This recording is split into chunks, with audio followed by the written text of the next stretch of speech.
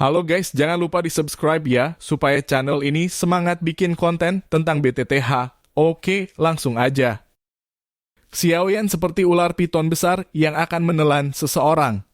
Advertisement Xiaoyan dari Yan Alliance meminta untuk bertemu dengan Ratu Medusa. Tolong beritahu dia. Ekspresi Xiaoyan tidak berubah di hadapan tatapan orang ular yang akan membuat bulu kuduk berdiri. Dia menangkupkan tangannya dan perlahan berbicara.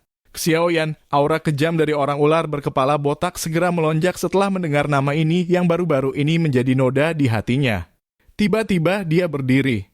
Kamu adalah Xiaoyan itu, ekor orang ular berkepala botak itu berayun dan tubuhnya secara aneh muncul di tempat yang tidak jauh dari Xiaoyan.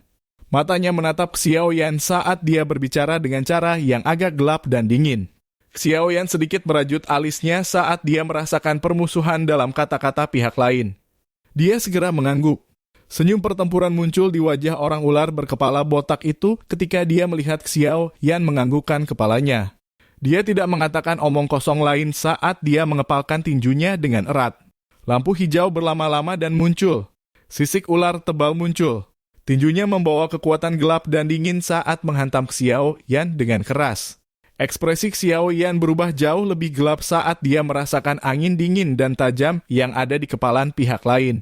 Kakinya menghentak lembut saat nyala api hijau tua yang kuat tiba-tiba melonjak dari tubuhnya. Nyala api naik dan tanah dengan cepat menjadi kering. Banyak retakan dengan cepat menyebar dari kekeringan. Wajah para ahli di sekitarnya dari suku ular orang terkejut saat mereka buru-buru mundur. Terlahir secara alami dengan konstitusi yang dingin, mereka paling takut dengan hal-hal semacam ini. Kejutan melintas di mata orang ular berkepala botak itu ketika dia melihat api hijau giok di tubuh Xiaoyan. Namun, tinjunya tidak berhenti sedikit pun. Kekuatan di atasnya malah menjadi lebih ganas. Tubuh kecil yang indah tiba-tiba muncul ketika tinju ini melakukan kontak dengan lapisan api hijau giok. Teriakan indah terdengar dan kepalan tangan kecil bertabrakan dengan orang ular di depan mata yang terkejut dari orang ular di sekitarnya. Bang, ledakan rendah yang teredam terdengar saat kontak. Segera, riak menakutkan menyebar. Zian dan orang ular berkepala botak itu mundur beberapa langkah. Setelah dengan paksa menstabilkan tubuhnya, mata orang ular berkepala botak itu serius saat dia melihat Zian yang sedang menggosok tinju kecilnya. Setelah itu dia tersenyum dingin pada Xiaoyan.